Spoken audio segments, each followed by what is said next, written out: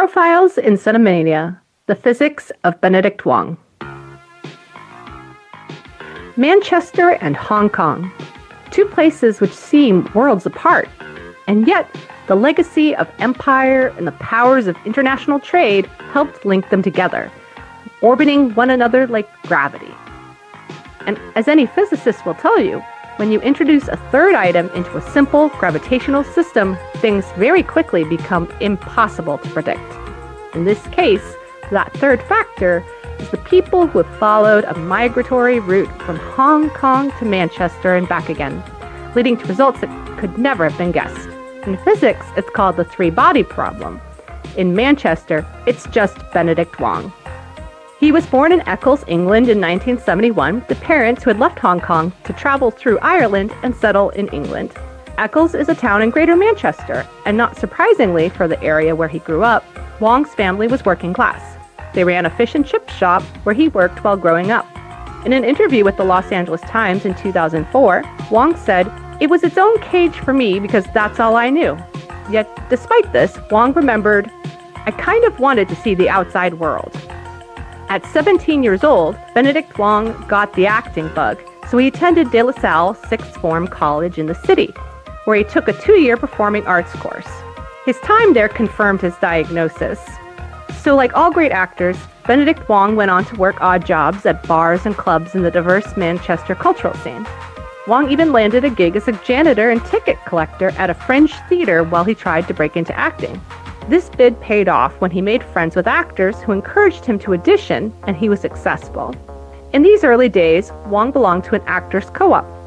Like all great parents of actors, his dad was not impressed. Quote, "I told him to give me 3 years, and if it didn't work out, I'd do whatever he said," Wong recalled in an interview with the LA Times in 2024. Well, the roles started to come in, and Benedict Wong began his professional career as an actor. In 1992, Wong scored his first big break when the BBC wanted to bring back a single-play anthology series which had gone off the air. They created a showcase for made-for-television, feature-length film dramas. This niche TV product, called Screenplay, was right up Wong's alley as a stage actor, and so he made his first TV appearance. The following year, Wong returned to the BBC, this time in a radio play called Caille Sauce, written by his cousin, as a matter of fact. This exposure gave Wong a bit of a leg up, and he started getting more TV roles between 1993 and 1997, though these were usually one-off episodes and often either crime dramas with roles of gangsters or comedies with stereotyped characters like Chinese man or Chinese interpreter. During this time, Benedict Wong also worked in theater, starting with a role as an Asian law clerk in The Letter at the Lyric Theatre in 1995, and then later in 1998 and 1999 with supporting roles in 4 different Shakespearean plays at Shakespeare's Globe Theatre. Benedict Wong launched into films in 2000 with Kiss Kiss Bang Bang, a noir thriller starring Robert Downey Jr. and Val Kilmer.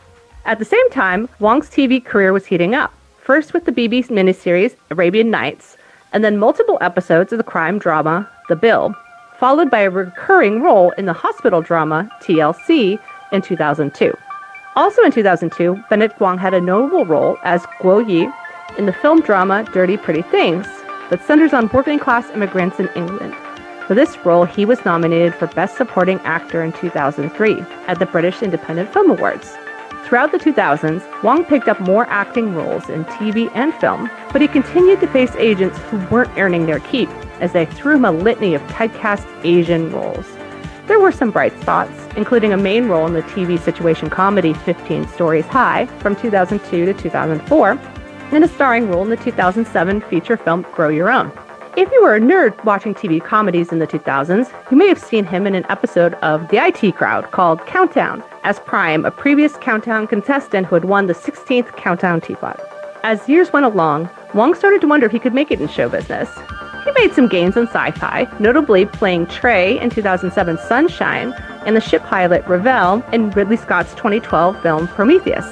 There was also a blink and you'll miss it cameo in 2009's Moon as one of the company men who spoke with the robot Gertie.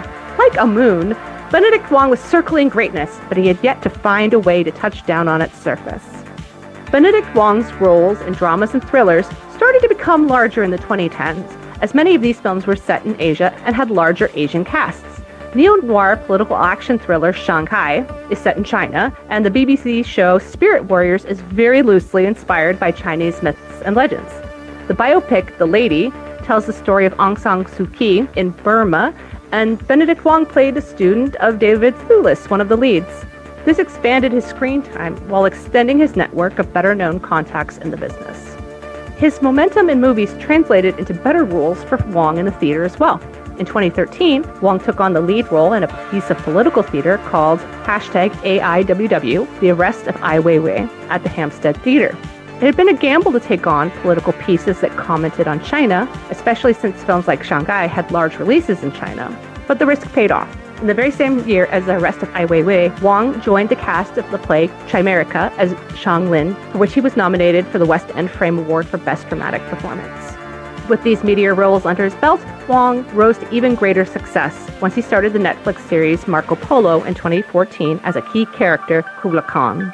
Wong in the series was so successful, it overcame Netflix inertia and managed to achieve escape velocity, a second season, leading to 20 episodes all told between 2014 and 2016. It was at this point that Benedict Wong had some great luck, and it shows the value of keeping up with old coworkers. Wong had previously worked with Ridley Scott on Prometheus back in 2012, and now he was cast in another very well-received Ridley Scott sci-fi film you may have heard of called The Martian in 2015. His performance as Jet Propulsion Lab director Bruce Ng and the film's overall reception gave Benedict Wong a huge boost in his recognizability, and as they say, it isn't what you know, but who you know, or in this case, who knows you.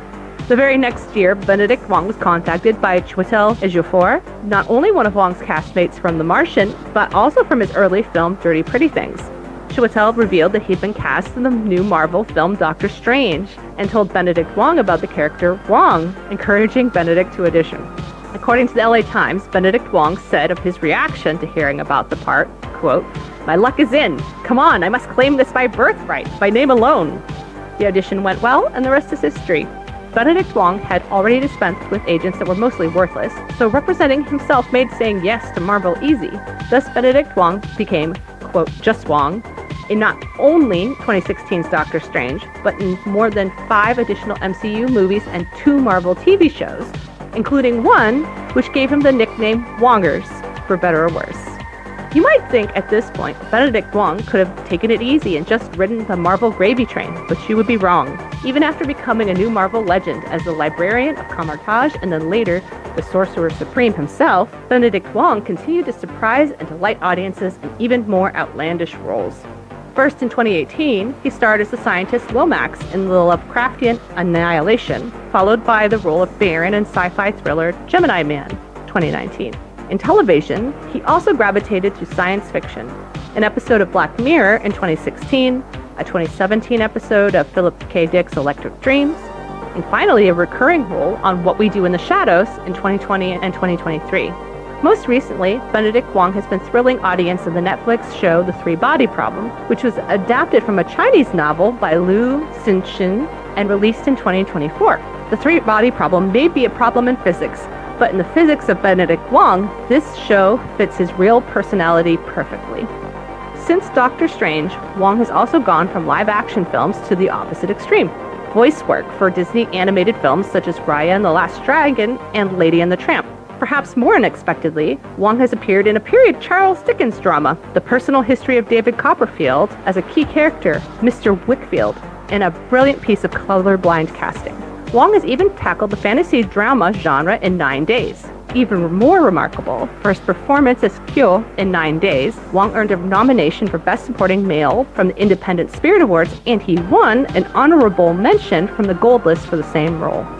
Apparently not one to leave any stone unturned, Benedict Wong completed the entertainment Triple Crown by voicing a video game character in 2017's Prey, which also garnered him a nomination for Best Vocal Ensemble in a Video Game from the Behind the Voice Awards. We at the CINEMANIA Society appreciate local talent and applaud him for this and all of his many achievements.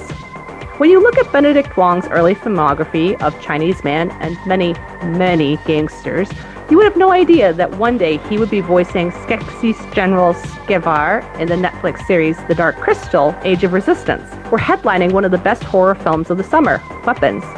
Such are the strange and wonderful turn of events that have turned the son of Hong Kong immigrants in Greater Manchester into the founder of his own film production studio, the Big Barred Panda in London.